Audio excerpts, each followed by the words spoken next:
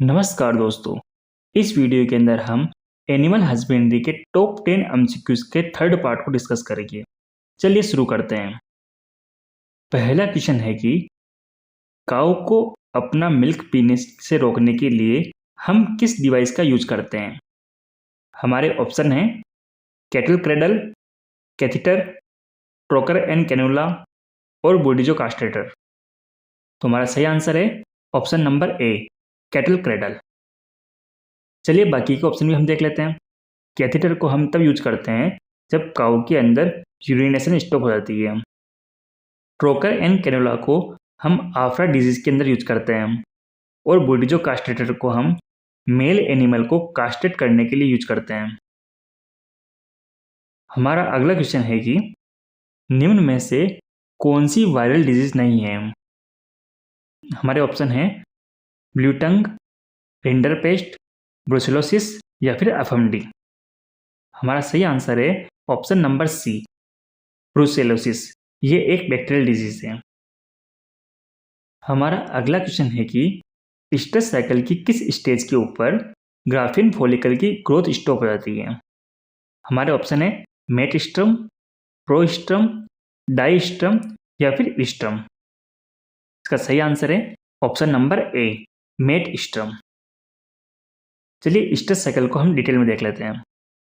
अगर हम कैटल की स्ट्रेस साइकिल की बात करें तो 21 डेज की होती है। इसके 4 स्टेजेस होते हैं। प्रोस्ट्रम ये 2 डेज का होता है, स्ट्रम ये 1 डेज का होता है, मेटस्ट्रम ये 4 डेज का होता है और डाइस्ट्रम ये सबसे लॉन्गेस्ट पार्ट होता है, ये 14 डेज का होता है। अगर हम प्रोस्ट्रम की बात करें तो इस स्टेज के अंदर जो कैटल होती है वो हीट में आती है और इस स्टेज के अंदर ग्राफिन फॉलिकल की ग्रोथ स्टार्ट हो जाती है। ग्राफिन फॉलिकल है वो ओवम फ्लूइड को नरिश करने में हेल्प करता है, जिसके अंदर एस्ट्रोजन हार्मोन होता है और ये जो एस्ट्रोजन हार्मोन है ये यूटेरस के अंदर ब्लड सप्लाई को अफेक्ट करता है। और जो सेकंड स्टेज है वो है स्ट्रम। ये 1 दिन का होता है।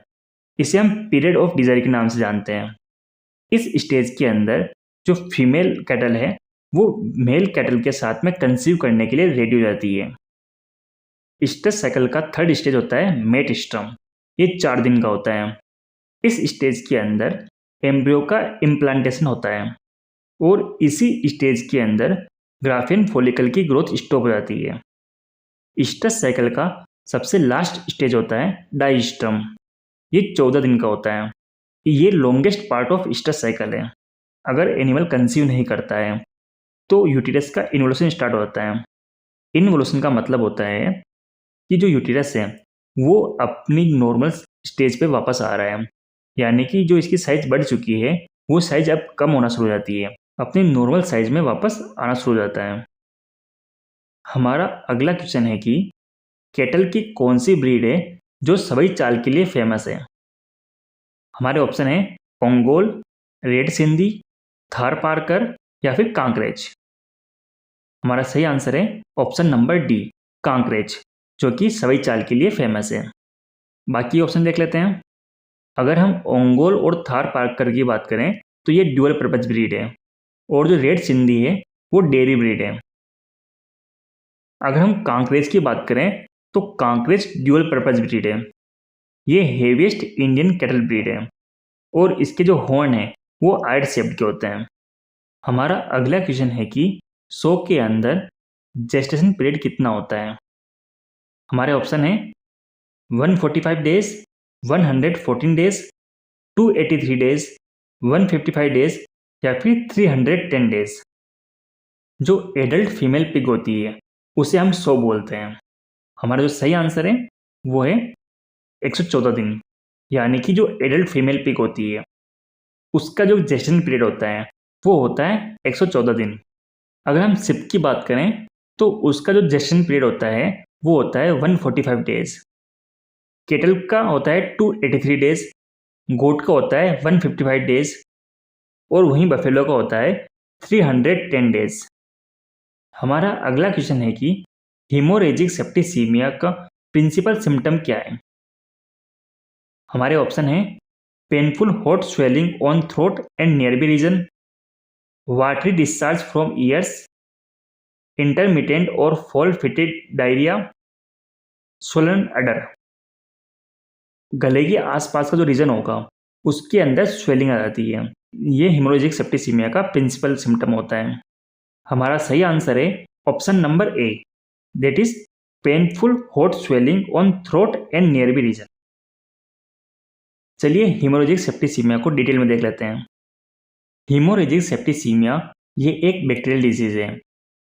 हेमोरेजिक सेप्टिसीमिया को हम शिपिंग फीवर के नाम से भी जानते हैं।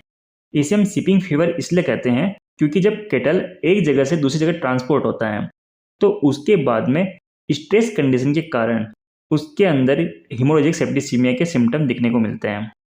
अगर ये एक्यूट फॉर्म के अंदर है तो इसमें बैक्टीरियल इन्फेक्शन होगा जिसे हम सेप्टिसीमिया कहते हैं।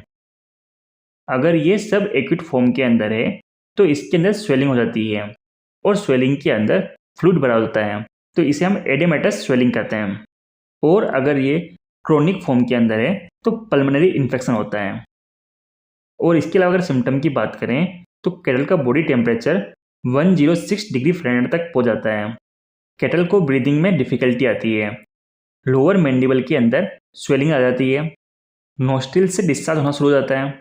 रेनी सीजन के अंदर हमें इसके अंदर काफ़ी डेथ देखने को मिलती है। सिम्टम आने के 2 से 4 दिन के बाद में एनिमल की डेथ हो जाती है। अगर हम इसमें वैक्सीनेशन की बात करें तो जो पहला वैक्सीन लगता है वो लगता है 6 मंथ के अंदर और उसके बाद में हर साल सितंबर अक्टूबर मंथ के अंदर वैक्सीन लगाया जाता है।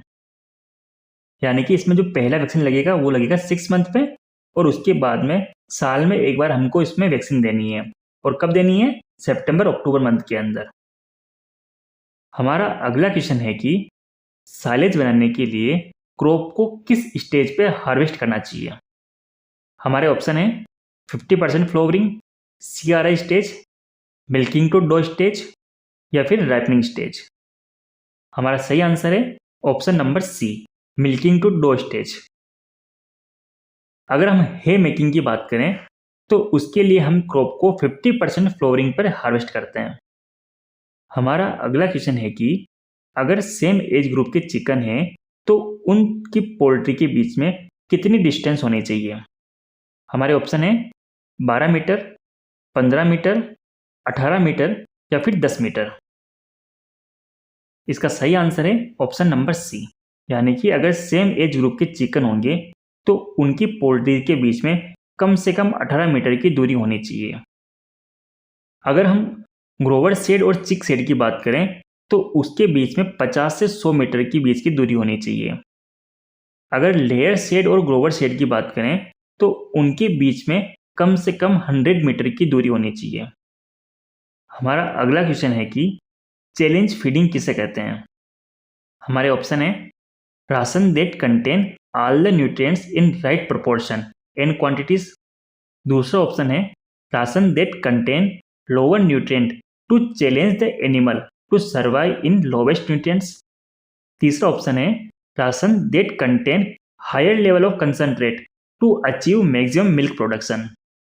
और लास्ट ऑप्शन है it is the total amount of feed that an animal is offered during a 24 hour period of time.